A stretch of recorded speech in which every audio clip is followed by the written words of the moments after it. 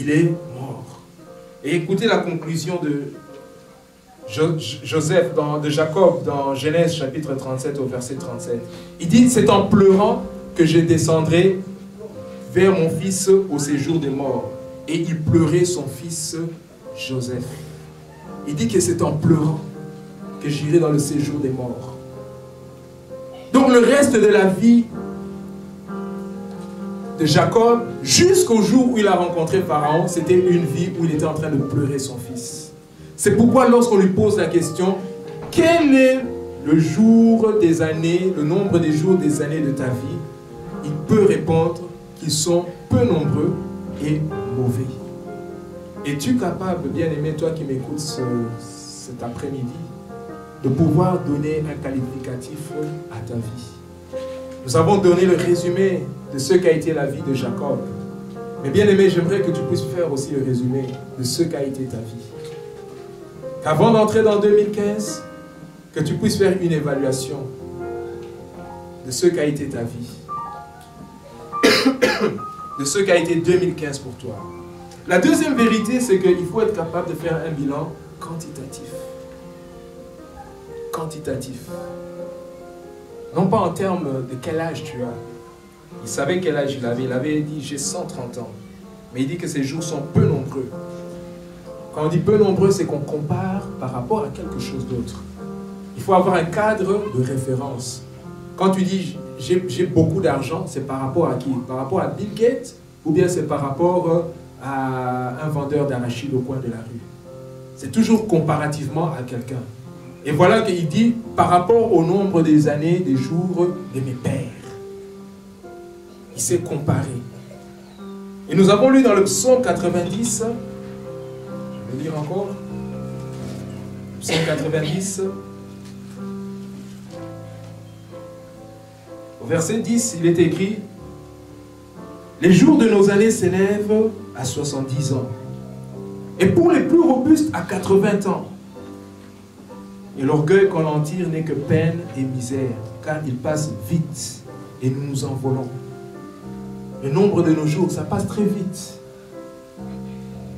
Aujourd'hui, tu es comme une fleur, demain, tu fanes. Et tes jours passent. Hier, je suis allé pour faire du fitness, du sport sur un... On appelle ça treadmill en français, je ne connais pas le nom, mais c'est comme le tapis roulant, tu cours là. Le premier jour, je suis allé, je ne savais pas utiliser ça. J'ai mis la vitesse, je courais vite là et tout. J'étais fatigué, mais c'était bon. Je me suis dit, j'ai fait du sport. Hier, je suis allé, j'ai compris comment ça fonctionnait. Tu peux faire, soit tu brûles les calories, ou bien tu monitores ton rythme cardiaque. Alors je me suis dit, je vais voir le rythme cardiaque. Et ça demande d'entrer mon poids, j'entre mon poids et j'entre mon âge. J'ai mis mon âge, 46 ans. Je me suis dit, bon, moi je me sens jeune encore. Je monte sur cette histoire-là, je mets la vitesse comme la fois passée. Je commence à courir. Quand tu mets tes mains, ça prend ton rythme cardiaque. Et ça me dit, non, tu dois baisser la vitesse. Ça baisse. Je continue. Il me dit, je prends pas la tension, mais le rythme cardiaque. Il dit, non, tu dois encore baisser. Ça diminue automatiquement la vitesse. À un moment donné, mais je me dis, mais cette histoire, c'est comment? La fois passée, j'ai couru, je me suis senti bien. Et aujourd'hui, je me suis arrivé au point où, finalement, je ne courais plus, j'étais en train de marcher. Cette histoire a dit que pour toi, pour ton âge, tu dois être en train de marcher. Seigneur, enseigne-moi à bien compter mes jours. Dans ta tête, peut-être tu ne sais pas quel âge tu as en réalité. Pourquoi? Parce que tu n'as pas un cadre de référence. Tu ne sais pas te comparer par rapport à ton âge. Cette machine m'a dit que je suis vieux. Moi, je me sens toujours jeune. Je me dis, mais cette histoire me fait marcher comme un petit enfant ou bien comme un vieillard. Moi, je sens que je peux encore courir. Caleb, à 85 ans, disait, j'ai encore la force de sortir et d'entrer. Seigneur, donne-moi cette montagne à 85 ans. Il est important que tu saches quel âge tu as. Il y a des choses que tu ne peux plus faire à l'âge que tu as. Et il y a des choses que tu dois faire, jeune qui m'écoute, à l'âge que tu as. Quel est le nombre des jours, des années de ta vie? En d'autres termes, quelle heure est-il à l'horloge de ta vie? Il y a des gens, au moment de la moisson, ils sont en train de s'aimer, ils veulent s'aimer, alors que c'est le temps de moissonner. Et d'autres, c'est le moment de s'aimer. Lui, il veut moissonner. Il veut instantanément ce que les autres ont eu en 40 ans, en 50 ans. Bien-aimé, quel âge as-tu? Quelle est l'heure à l'horloge de ta vie? En d'autres termes, c'est la question qu'on posait à Jacob. Tu dois savoir quelle heure il est. Seigneur, enseigne-moi à bien compter mes jours. Seigneur, enseigne-moi à tenir une bonne comptabilité du nombre de mes jours, afin que j'applique mon cœur à la sagesse. La sagesse, c'est différent de l'intelligence. L'intelligence, c'est la somme des connaissances. C'est la capacité d'associer des idées. L'intelligence, c'est la capacité de retenir et d'associer les idées et d'appliquer ces idées. Mais la sagesse, c'est mieux que l'intelligence. La sagesse, c'est la capacité d'appliquer l'intelligence au bon moment. Tu peux être intelligent, mais tu n'es pas sage. C'est préférable d'être intelligent, sage. Et pour être sage, tu dois bien compter tes jours. Tu dois savoir quelle heure il est dans ta vie. Tu dois être capable de faire le bilan de ta vie. Sinon, tu risques de vouloir s'aimer alors que tu devais moissonner. C'est un drame, vous savez. Au moment où tu dois moissonner, toi, tu es en train de s'aimer. Dieu a déjà mis la bénédiction devant toi et tu ne reconnais pas la bénédiction de Dieu. Tu ne connais pas le temps de ta visitation. Tu ne sais pas quand Dieu te visite parce que tu es distrait. Tu ne sais pas quel est le temps de ta vie dans laquelle tu te trouves. J'aimerais dire à quelqu'un, il est temps que tu puisses s'aimer. Il est temps que tu puisses investir pour ton avenir. Il est temps que tu puisses prendre ta vie au sérieux. Il est temps que tu puisses faire le bilan de là où tu es. Et j'aimerais dire à quelqu'un d'autre qu'il est temps que tu puisses bénéficier de ce que tu as déjà fait, du travail que tu as déjà fait. Il est temps que tu puisses manger les productions du pays. Dieu dit que si tu es docile, si tu es obéissant, je te donnerai les meilleurs fruits du pays. Tu dois connaître quelle est la saison dans laquelle tu te trouves. Il est important que tu aies l'intelligence des saisons, l'intelligence des temps dans lesquels tu te trouves. Essai et erreur. Quelle est la qualité de ta vie? Quelle heure est-il à l'horloge de ta vie? Sur le chemin que tu suis, est-ce que tu es là où Dieu te veut? Est-ce que tu es là où Dieu te veut? Est-ce que tu es en train de faire ce que Dieu attend de toi? Dieu t'a appelé, Dieu t'a parlé clairement, et tu n'as pas eu confiance en Dieu. Alors tu as décidé de faire les choses de ta propre manière. De même, Jacob, il y avait la bénédiction de Dieu. Dieu avait déjà parlé avant même qu'il naisse. Mais il a fait les choses dans le sens contraire. 130 ans, mais il est capable de dire que ces jours ont été mauvais. Le roi de Dieu, celui qui est béni de Dieu, celui qui est détenteur des promesses de Dieu. Seigneur, rends-moi la joie de mon salut. Seigneur, tu m'as sauvé. Ma vie devrait être une vie de gloire en gloire, de joie en joie, de victoire en victoire. Mais il est possible que le béni de Dieu, le roi de Dieu, celui qui est détenteur des promesses de Dieu, Dieu fait une promesse à Abraham pour Israël, Israël la nation, cela passe par Jacob. Mais Jacob est malheureux. Je ne sais pas si quelqu'un me comprend. Tu es enfant de Dieu, né de nouveau, rempli du Saint-Esprit, marchant dans la crainte de Dieu, mais tu vis malheureux. Tu vis malheureux. Cela est possible, bien-aimé. Cela est possible. Mais Dieu ne veut pas que tu sois dans cette position. Il dit, je souhaite que tu prospères à tous égards. Nous avons lu cela dans 1 Timothée chapitre 4. Afin que tes progrès soient évidents pour tous. Dieu veut te voir progresser, bien-aimé, en 2015. Dieu veut te voir aller de gloire en gloire en 2015. Il veut te voir aller de victoire en victoire. La promesse pour ta vie, c'est que tu seras la tête et non la queue. Tu seras en haut et non en bas. Fais le bilan de ta vie avant d'entrer en 2015. Jérémie chapitre 10 au verset 23. La Bible dit, je le sais, ô Éternel, la voie de l'homme n'est pas en son pouvoir. Ce n'est pas à l'homme quand il marche à diriger ses pas. Je le sais, ô Éternel, la voie de l'homme, ta voix, tes projets, tes rêves, tes visions ne sont pas en ton pouvoir. Tu n'es pas le capitaine de ta vie. Tu n'es pas le chef, le maître de ta destinée. La voie de l'homme n'est pas en son pouvoir. Ce n'est pas à l'homme quand il marche à diriger ses pas. Oh bien-aimé, il y a un Dieu dans les cieux.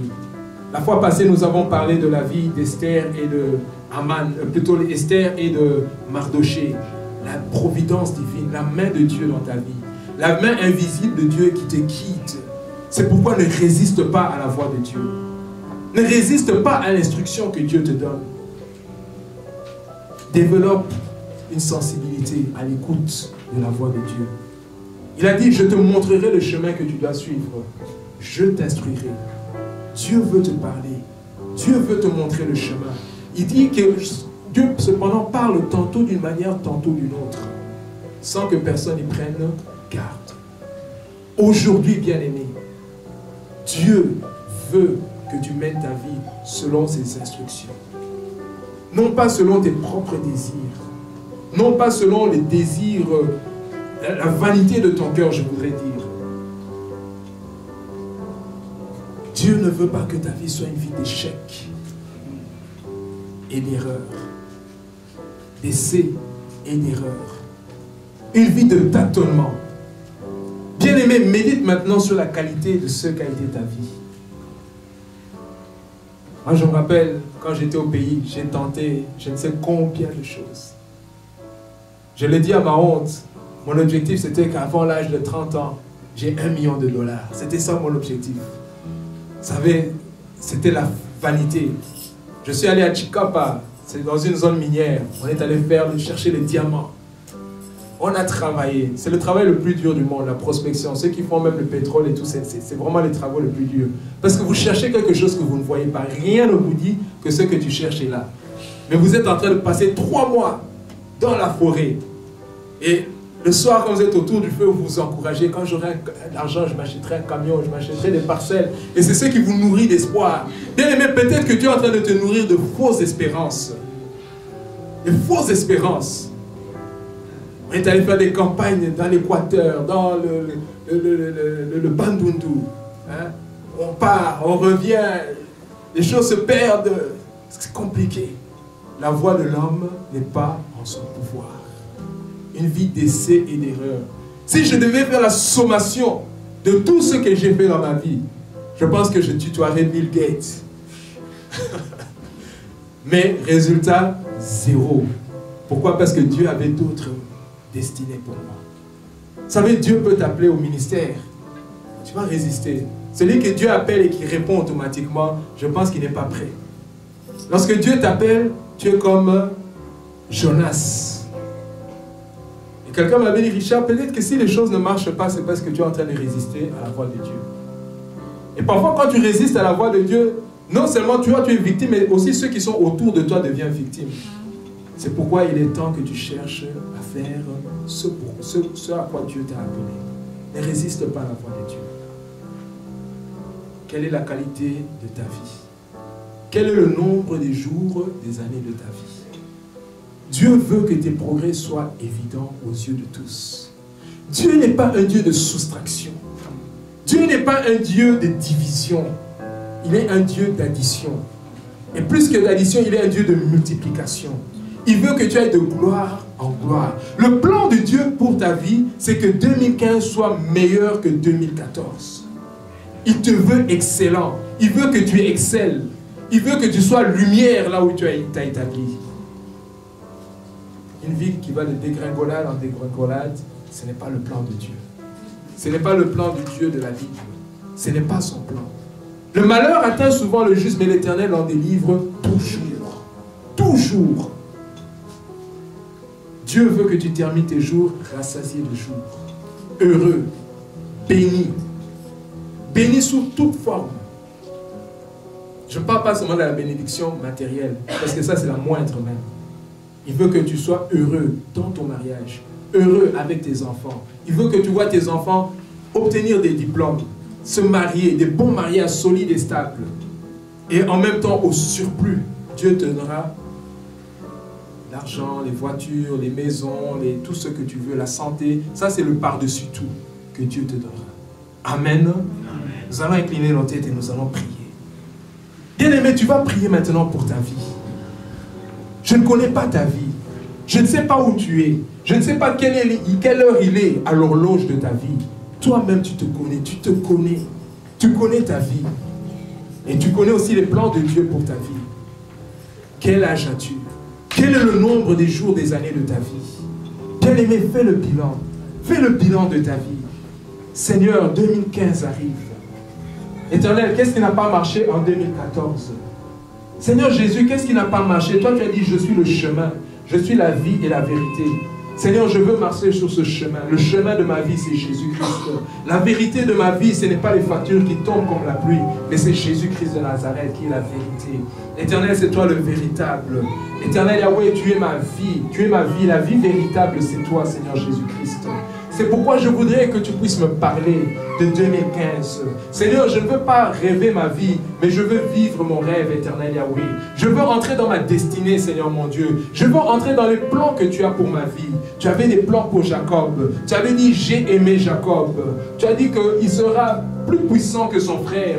Mais Jacob a cherché le moyen naturel. Il a essayé avec sa propre intelligence à réussir par essai et erreur. Mais la réalité, c'est qu'il est allé d'échec en échec. D'échec en échec. Peut-être que toi qui m'écoutes aujourd'hui, ta vie est une série d'échec en échec. Un pas en avant, deux pas en arrière. Quand tu fais un pas en avant, tu te réjouis. Mais très vite, tu sais que la suite, c'est deux pas en arrière. Aujourd'hui, le Seigneur veut réellement te visiter. Aujourd'hui, le Seigneur veut mettre un dépôt en toi. Il veut te montrer le chemin que tu dois suivre. Bien-aimé, la seule chose que tu dois faire maintenant, c'est faire le bilan de ce qu'a été ta vie. Quel est le bilan de ta vie? Est-ce que tu es capable de dire que oui, je suis une réussite? Oui, je suis prospère. Oui, ma vie est une bénédiction pour mon mari, pour mon épouse, pour mes enfants, pour l'entreprise dans laquelle je travaille. Bien-aimé, quel est le qualificatif que tu donnes à ta vie? Quel est le nombre des jours, des années de ta vie? Quelle est la qualité de la vie que tu es en train de mener? C'est pourquoi maintenant commence à parler à ton Dieu. Seigneur mon Dieu, je veux que 2015 soit différent. Mais ce qui n'a pas marché en 2014, je ne voudrais pas voir les mêmes germes transporté en 2015. Je ne voudrais pas voir le virus de 2014 traverser la frontière de 2015 et de produire les mêmes effets. Mais Seigneur, dépose la sémence de la réussite dans ma vie.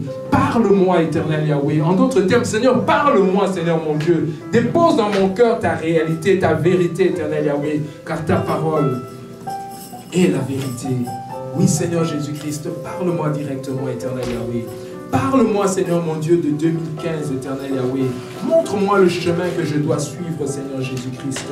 Éternel, enseigne-moi à bien compter mes jours, afin que je puisse appliquer mon cœur à la sagesse. Seigneur, donne-moi de tirer la leçon. La Bible dit, non pas, Seigneur, enseigne-moi de compter mes jours, mais enseigne-moi à bien compter mes jours, à bien compter mes jours. Seigneur, donne-moi de tirer la leçon, donne-moi de bien tirer la leçon du nombre de mes jours, de ce qu'a été 2014, de ce qu'a été 2013, de ce qu'a été 2012, de ce qu'a été 1900, je ne sais, Seigneur mon Dieu, car tu veux que ma vie soit une vie où mes progrès seront évidents aux yeux de tous.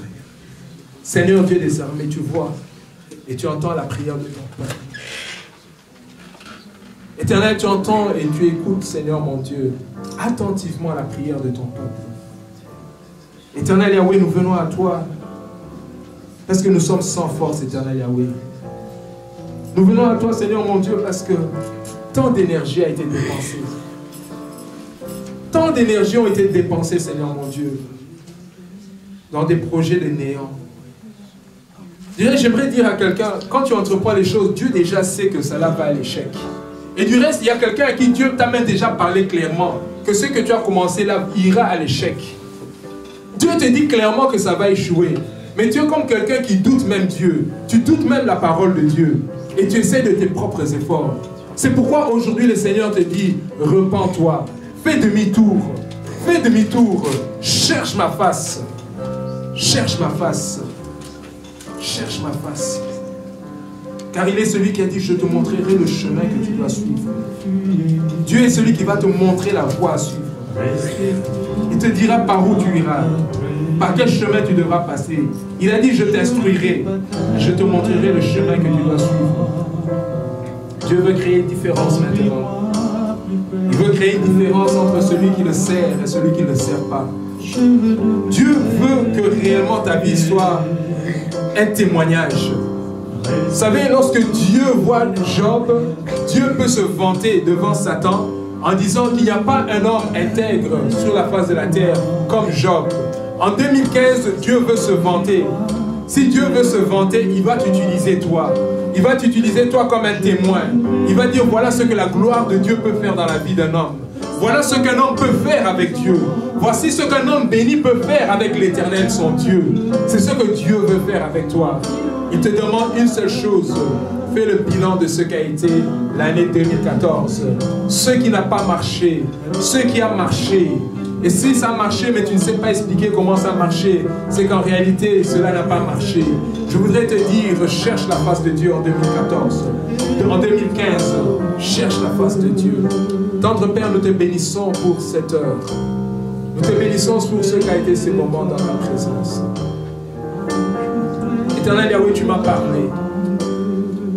Tu m'as montré, Seigneur mon Dieu, que par rapport à ces projets d'études, ces projets de déménagement, ces projets d'emploi, et même ces projets de mariage, que tu as un mot à dire, Éternel Yahweh.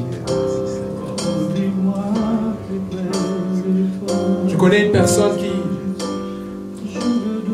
pressée de se marier, est allée se faire engrosser. Voilà, elle se retrouve enceinte et elle ne peut plus continuer ses études.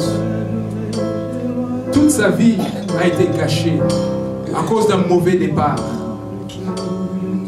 À cause d'un mauvais départ. Tu as commencé une entreprise, mais ça a été un mauvais départ. Les bases étaient mauvaises. Les fondements ont été mauvais. Tu savais que les fondements étaient mauvais. Et tu t'es dit, non, je vais essayer de corriger la chose.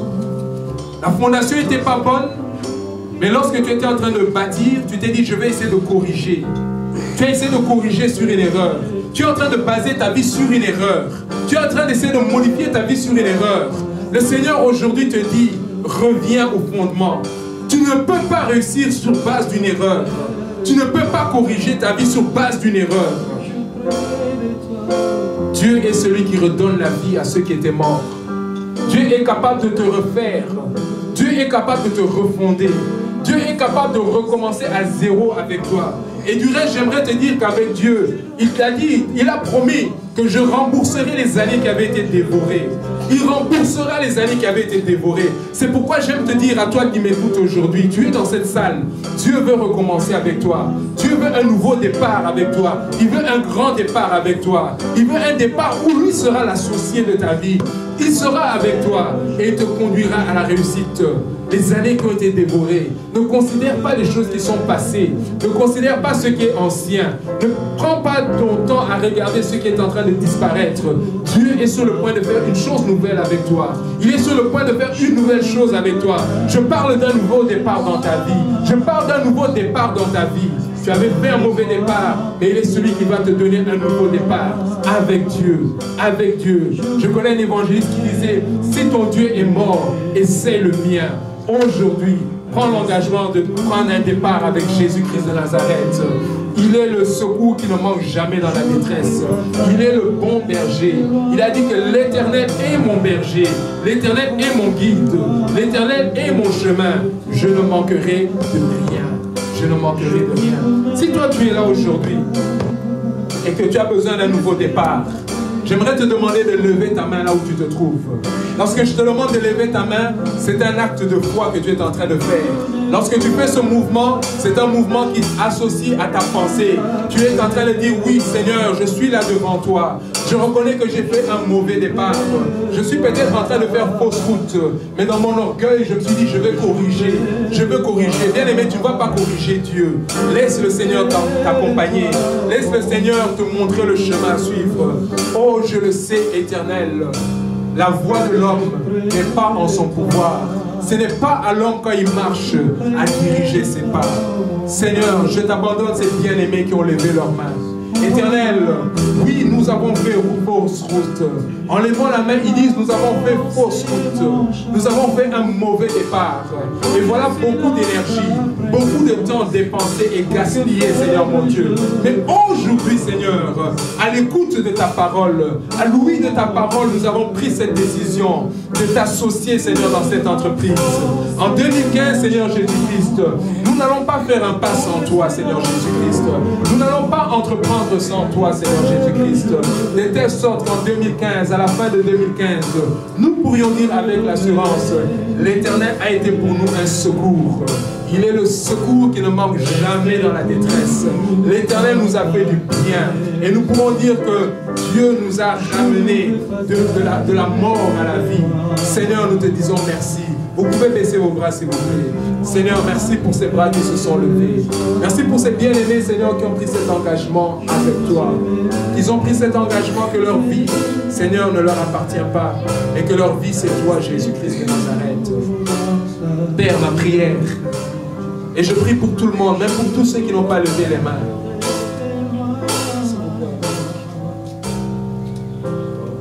Seigneur, je prie, Seigneur mon Dieu, que leur progrès soit évident aux yeux de tous. Que leur progrès, Seigneur mon Dieu, en 2015, soit évident aux yeux de tous. Seigneur, il y a des fois, il y a des gens qui disent que moi j'ai progressé. Mais lorsque les autres les regardent, on voit qu'il n'y a pas eu de progrès. Mais Seigneur, nous voulons qu'en 2015, que ce soit tous qui reconnaissent que nos progrès sont évidents. Dieu veut, bien-aimé, que tu ailles de gloire en gloire, de victoire en victoire, de succès en succès. C'est ça la volonté de Dieu pour ta vie. Et dans la parole de Dieu, il y a un passage que j'aime bien. Le Seigneur dit ceci, que l'Éternel a fait des grandes choses pour nous, non seulement pour nous, mais aussi aux yeux des autres. Je suis en train de chercher cette écriture. L'Éternel va faire des grandes choses dans ta vie. Et ces choses, ce n'est pas seulement toi qui seras juge de ton progrès. Mais plusieurs diront que oui, l'Éternel a fait des grandes choses. Des grandes choses dans ta vie. C'est le psaume 126. Quand l'Éternel ramena les captifs de Sion, nous étions comme ceux qui font un rêve. Bien aimé, ça sera comme un rêve. Alors nos bouches étaient remplies de cris de joie et notre langue de chants d'allégresse. On disait parmi les nations, l'Éternel a fait pour eux de grandes choses. Bien aimé, tes progrès seront évidents aux yeux de tous. On dira parmi les nations, l'Éternel a fait pour eux quoi? Des grandes choses. Mais ce qui est intéressant, c'est qu'au verset, toi-même tu diras, l'Éternel a fait pour nous de grandes choses, nous sommes dans la joie. Amen. Est-ce qu'on peut acclamer très fort pour le Seigneur? Est-ce qu'on peut acclamer très fort pour les voix de joie?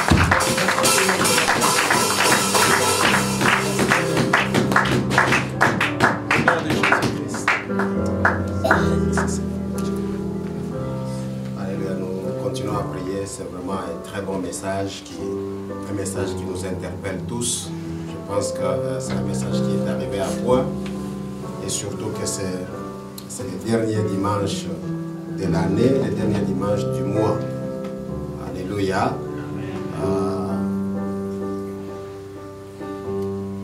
J'ai aimé ce que le prédicateur a dit, qu'on ne réussit pas au hasard.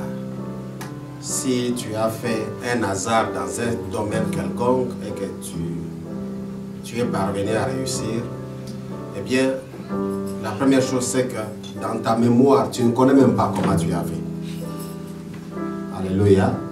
Et lorsqu'on va te redonner le même examen, parce que tu ne connais pas ce que tu avais fait, vous savez, dans notre pays, il y a, enfin, en Lingala, on dit les fico, vous voyez. Si le premier test était passé dans les 1, 2, 3, 4, 5, à un moment donné, je me souviens quand j'étais jeune à l'église catholique, je me retrouve devant un examen à choix multiple. Lorsque je n'avais pas étudié, j'étais très zélé. Dans mon zèle, je faisais, je vous salue Marie, pleine de grâce. Là où c'est Amen, je dis c'est ça la réponse. Mais un jour, je me retrouve avec mes 10 Amen. Et dans les 10 Amen, j'ai eu à avoir 1 sur 10. Alléluia. malgré mes amens que j'avais accumulés pendant l'examen. L'examen ne m'avait pas demandé à faire ça. Ce qu'il me fallait, c'est étudier, préparer la matière, avoir la connaissance nécessaire et démontrer devant les papiers que j'étais prêt. Alléluia. En tout cas, Papa Richard, que Dieu vous bénisse, Église.